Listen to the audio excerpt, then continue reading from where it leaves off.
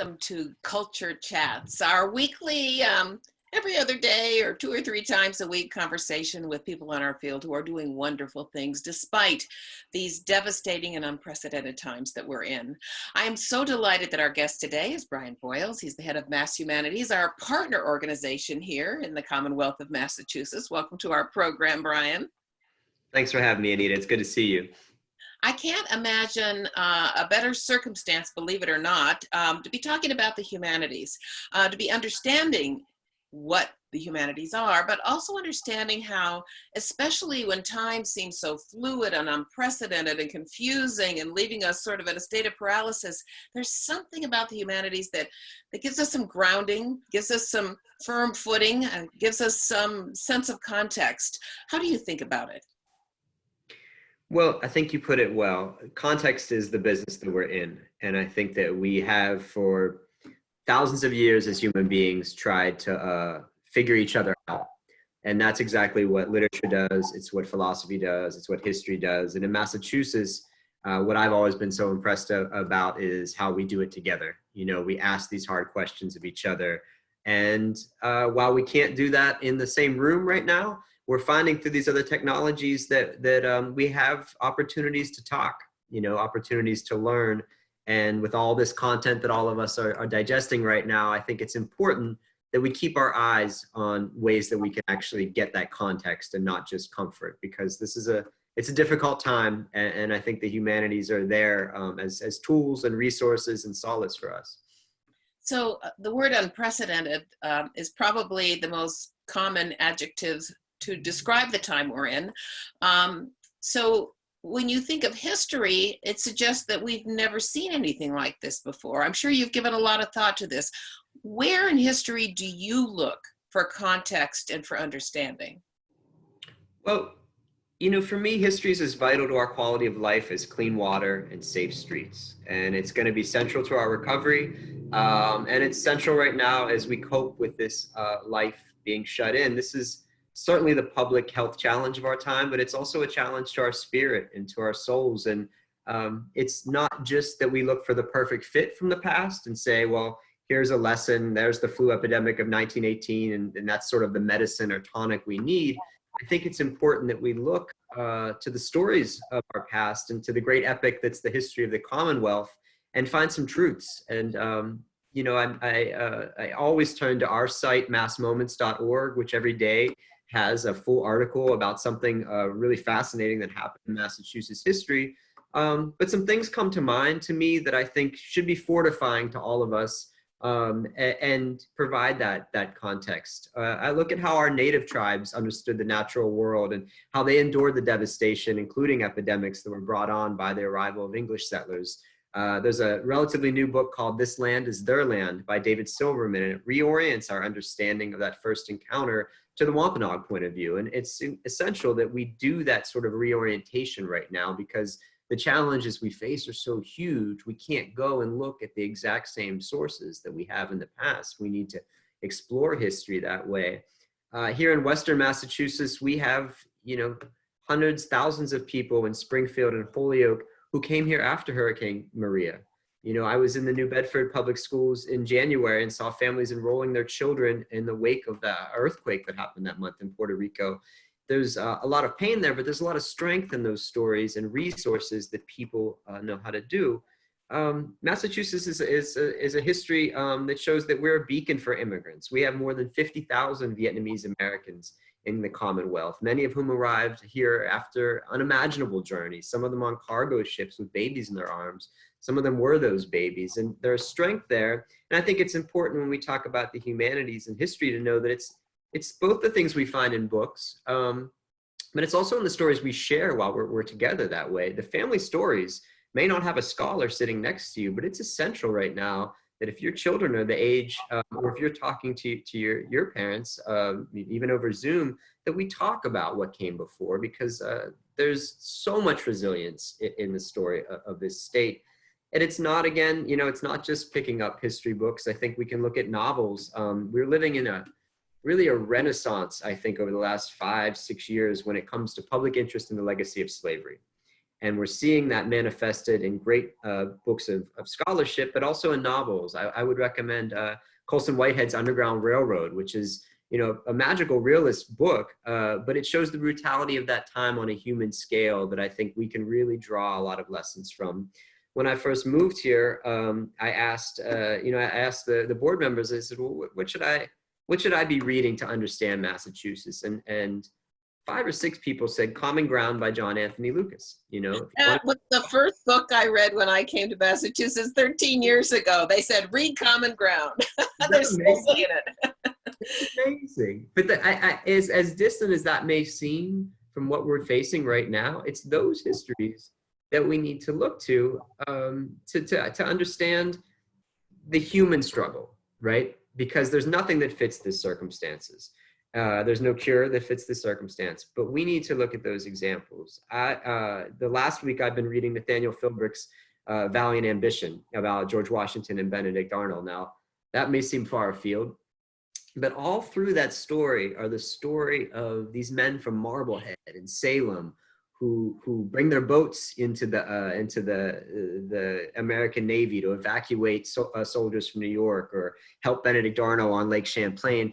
And I point that out because I think it can get lost sometimes when we talk about Massachusetts history in nostalgia and reenactments and things that I'm actually a big fan of, just how important this state is as a leader in ideas and democracy and equality. And those ideals are things we need to keep at the front of our brains when we think about who we want to be when the doors open. And I think that's always going to be at the front of my mind, is not just how we look backward, but how history really allows us to be more aspirational, really, when we think about the recovery, because the recovery will come and these stories can't get lost, you know, in our rush to sort of return to normal life. You know, it's interesting. By the way, you've referenced several books, and you and I seem to be sitting in dual Zoom images of shelves and shelves of books. We are in 2 different places, and we did not pass a memo to make sure we were both in different books today. But you know, one thing I do think is really important and interesting that you just were referencing earlier is that, like it or not, this is a mark in the history books that we're living in right now. It's real time. And just as some of us have parents who lived through the Depression and tell us stories of the Depression, it's the stories of what happened in everyday homes. It's not necessarily the stories of what the leaders did or what the Congress decided or what this politician did or didn't do right or wrong. I think the stories we're most fascinated by as we look back are how our families coped and what life was really like in those times. And so as we're Zooming with our parents or our children who may be living a distance away from us or around the corner, quite frankly, how do you imagine those conversations can be really illuminating both now, but as a way to help us have a point of reference in the future when we look back? That's a great question. There's something about our conversations with our ancestors that helps us have a better sense of place. And I think that's super important. And that's been really important, I think, at MCC's work. And it's certainly, I think, the part of the cultural world that the humanities help to drive. I recently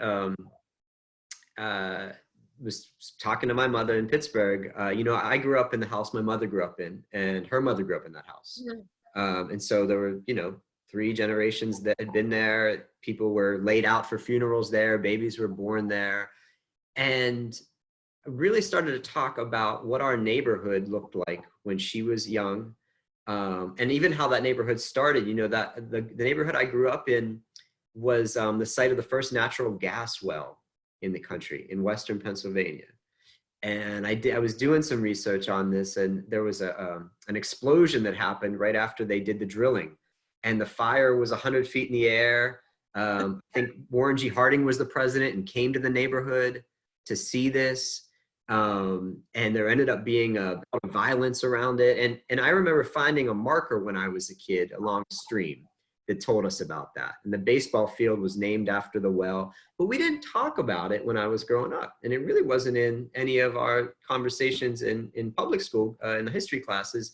And that's what I talked to my mom about recently is how did you learn about that? You know, I think history is really important to us, particularly on the scale you're talking about, Anita, because all of us have some connection to world events, you know, and the more that we get that feeling, the more I think we see ourselves as participants in a democracy. So I do think those conversations can start about, you know, tell me about the house you grew up in. You know, we're all trapped in our homes right now looking around. I mean, I think about my kids and what their sense of Northampton's going to be having gone through this experience, hopefully a positive one that they're close to us. But I do think it's a time to go back and pull out those threads and see where they connect to events like the ones we're talking about, because you know, what your grandfather did during the Depression has to be a source of some kind of help when you think about who you want to be during this crisis. Well, and the other piece is it's optimistic, because it says my father and my mother and my grandparents lived through the Depression, and then it wasn't the Depression. And when they told me about it, it was a story of resilience and survival, and that's the story that a lot of us will be able to tell. You yourself have gone through another calamity in this country, and that is the calamity of Katrina. Remind me, Brian, you've been here a year, less than a year in Massachusetts? And about 15 months, I guess. Okay, a little more than a year. Going fast. But you came to us from New Orleans, and how do you sort of compare that sense of unprecedented calamity and disaster in New Orleans, which was confined by geography, by the way? If I could just digress, but you might want to reference this. Katrina was in a place, I mean, it was in a discrete geography in this country. This is global. I had a phone call over the weekend from a relative in Northern Ireland, and it made me realize whether I'm in Massachusetts or my sons are in California or my relatives are in Northern Ireland, we're all talking about exactly the same thing. The global nature of it, to me, is sort of this sense of being unprecedented, and the way that technology enables us to have that conversation.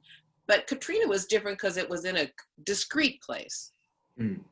Well, I really agree with you. I think that global quality is what marks this, you know, and at the same time, the isolation marks it. You know, it's we all have something in common, but none of us are together. The difference, I think, through Katrina was you were there, you were together, and there was space for some of that community building.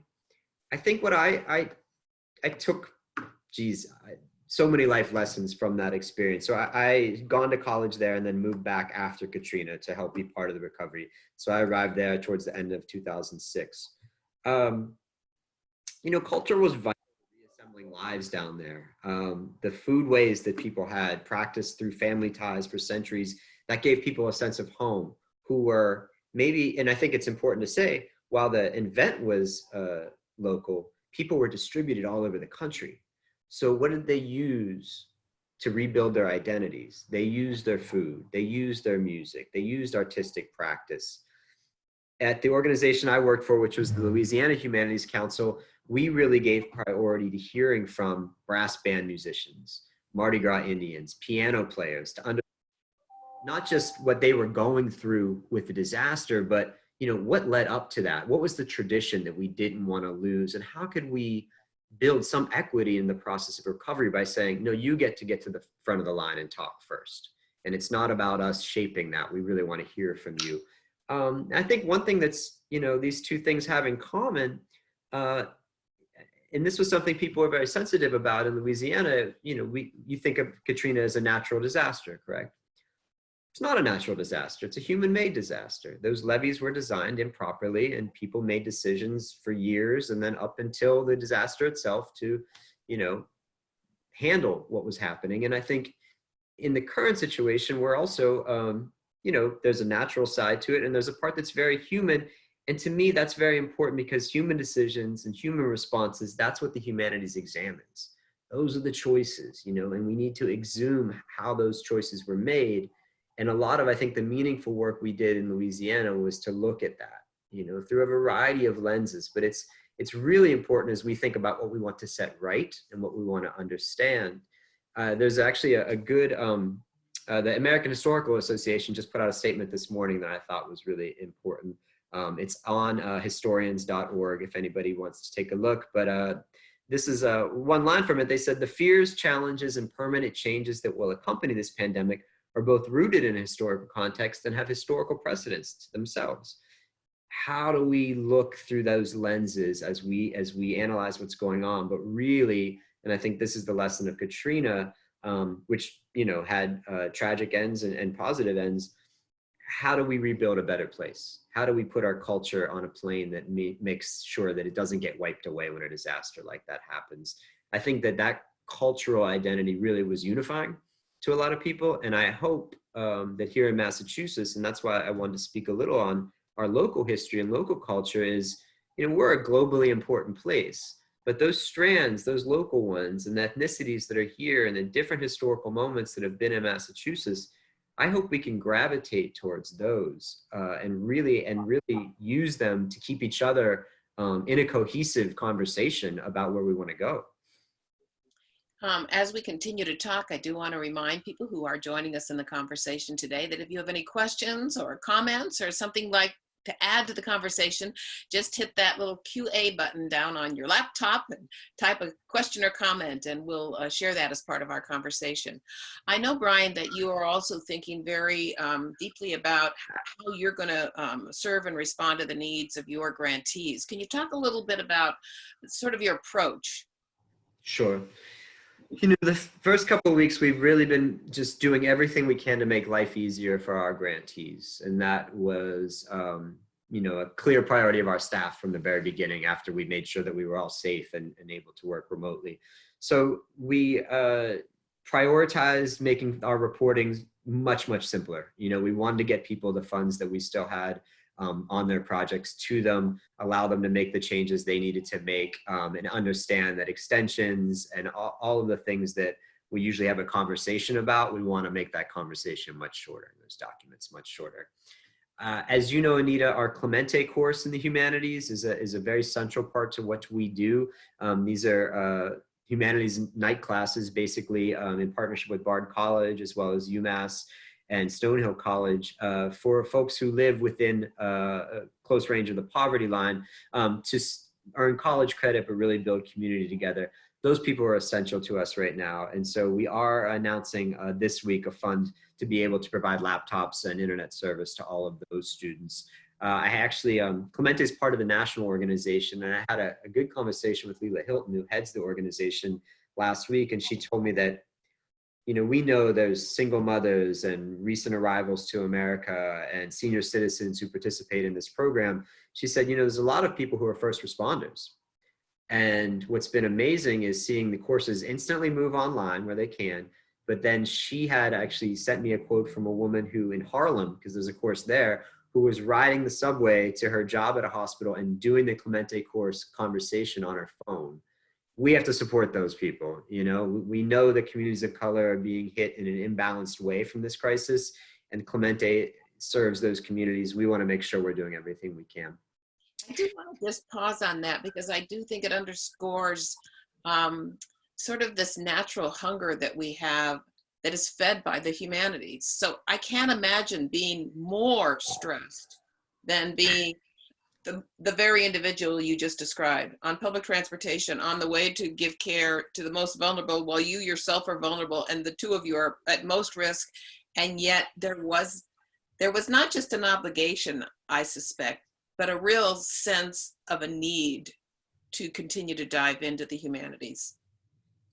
I agree. I think people, I'm not putting words in that person's mouth, but she knew she needed to turn to James Baldwin and her classmates, or Plato, or Ida B. Wells, and talk through what she was going through. And that's a big part of what that course does day in and day out for people who are struggling.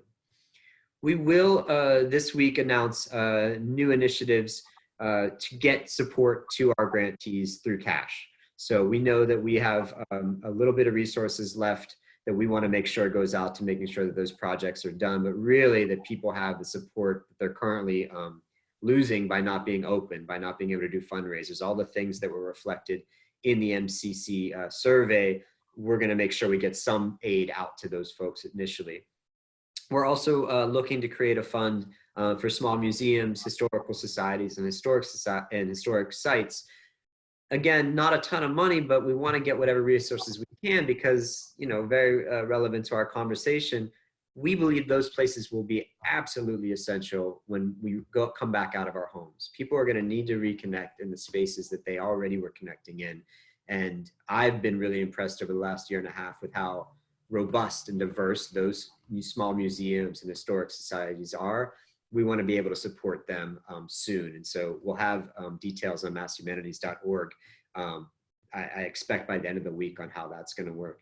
And then lastly, we're really trying to showcase their work through, through the means that we're on right now. So this Friday, we'll be screening a documentary by Larry Hott called Imagining Robert that we funded back in 2002. And Larry will lead a conversation. We'll basically be doing the public humanities work that we do day in and day out. But, you know, maybe even with a bigger audience because of this platform, we're currently reaching out to our grantees and our project scholars to do that, I think, in a variety of different platforms, because those projects are valuable. We can't let them fall by the wayside. And in some ways, I think it's always a challenge to think about how you get the story that's told in one particular room with one particular audience out to a wider audience. You know, we're sort of in warp speed doing that right now. But I think my team's really doing a good job putting some options together. On Friday, we put out a new newsletter called In Residence that'll just every week put out a thematic collection of content, stories from our archives, mass moments, as well as what our grantees do. I'm excited to do that, and I think it really will help keep us together, which is really, really important. And I think the humanities are providing a lot of cohesive material for that. Is there anything you can say about the federal money that may be coming through the National Endowment for the Humanities? I'm looking forward to receiving it. I think that what we know is that NEH received $75 million and that the state humanities councils receive 40% of that. That's usually how it works in our world every year. But for these particular funds, we know that we'll have more leeway than we usually do when it comes to providing operating support, as well as some of the cost sharing that needs to be done typically with those funds. We're really awaiting more guidance from NEH before I can, we can build, I think, the opportunities that we need to. But we think it'll be a nice amount of money, but clearly the need is much greater than anything we can do. And so we want to partner with organizations to spend that money wisely, and then we want to find ways that more resources can be provided, because it's essential, the work that we all do, and we know that folks are really in need right now. So I do hope to be able to get more details on that to people very, very soon. And you did reference in one of your earlier comments information that we've gleaned from the survey the Mass Cultural Council conducted of the field. We know that every single day life changes, challenges change, and so we will be issuing another survey this week, and I would encourage everyone, and if you could help us also spread the word, Brian. The more information we're able to gather through those surveys, the more robust our advocacy efforts are in terms of providing the resources that our field needs. I'm going to put you a little bit on the spot here, because one of the things we don't know is how long this will last, this current crisis that we're in. But I think one of the things we do know is that we will get over it. We will get past it. It may come back then again later, but this will sort of come to an end. What do you think are the most powerful lessons that we can take out of this as we shape our new world? That has put me on the spot. Of all our minds, I think. Well, one, the longing we have to be with one another, to have this conversation take place in the same geographic location, we should hold on to that.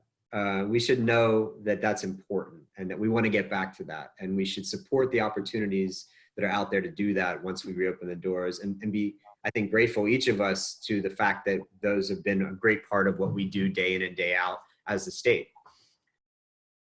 sort of conversely, this new technology needs to be a part of the way that we serve more people. You know, we need to make it much easier for people to participate in those conversations. Not everyone wants to go, not everyone can, because they have handicaps or economic restraints or other reasons for not being able to go attend something in person. I think we're all learning right now how to deliver and how to communicate and how to form community over different technology. I don't see us, you know, stepping back from that anytime soon. And I guess the last thing I would say is that this time that we have to reflect and this sort of forced slowing down that a lot of people are feeling, it gives us space to appreciate things like the humanities, like culture. And while I do want to see life resume, I think that if we can carry these things into our everyday work when we get back to it, we're all going to be in a lot better place. And we need to appreciate this time right now that we have with our families and think about some of the things you and I have talked about, because I certainly, you know, feel privileged and thankful to have the time I have with my kids right now. And it reminds me that I want to stick to that when we get back to normal. I've been thinking a lot about technology and time, sort of in this same Mm, thought process. And technology, you know, originally was supposed to save time, and it seemed to steal it. It seemed to make us have to work harder and faster. right. And then when were suddenly at home and we were literally at the mercy of technology, first we realized, well, I'll speak for myself, I realized I didn't know as much about it and how to use it and what a Zoom meeting was. And that's why I say that little Q&A button, you probably all know what that is already, but I'm just kind of figuring this all out and how to use it and how to use it well. And also realizing that we, to be very, very honest, and I've had several guests on who've really made the same observation, we don't really have the best practices in place yet for how to use technology in the cultural world, how to deliver our services, our concerts, our lessons, our teachings over technology. So on the one hand, I almost feel like this is an opportunity for us to sort of take back control of technology rather than having it drive us, which is what I feel like it's been doing. I agree. You know, I think it's the case for us here at Mass Humanities. I know a lot of the organizations we serve, there's always that time where you feel like you're fixing the plane while you're flying it. Right now, the plane's grounded.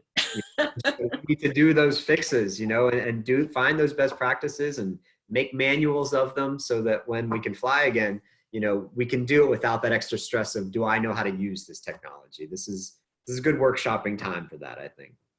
And back to the point of time. So taking back control of technology, but also taking control of time and realizing that it's again, it doesn't drive us, that we Mhm. can own it and it can be empty, and that can be a good thing. And we can choose to fill it as opposed to being at its mercy. I think when you and I spoke a couple of weeks ago about just what we were doing to work with our own teams, and you said that, look, everybody has to understand you can do what you can do right now, and to use the time, yeah, to really be able to just imagine a little bit and not necessarily be right on screen, right on task all the time. It's we can make this feel a lot longer in a good way rather than an unending way, I think. We have just about a minute left, Brian. So I know that you've shared a couple of things that we've put in our chat. Um, do you want to remind people the references and where they can find them? Sure. Our site, massmoments.org, I think is a great place if you want to just go in and explore the history of this state. And you can also sign up to receive every day this day in history in Massachusetts. And there's lots of great ways to navigate through there. Masshumanities.org is where you'll find new updates on the funding opportunities that we're going to be putting online very, very soon. And I also mentioned a recent statement by the American Historical Association, that's historians.org. And that, I think, is good context to what we're talking about. I think for those of the people that work in the academic but non-academic field, just to be thinking about how important that work is right now. So those are the three things that I would remind everyone to look towards. Brian Boyles, Executive Director of Mass Humanities, our wonderful partner here in shaping the cultural landscape of the Commonwealth of Massachusetts. And the humanities, something that I think we all have a little more time to explore and understand and give us context to our current world. Thank you, Brian, for joining us on our Culture Chat today. Thanks, Anita. It's great talking to you. Bye-bye.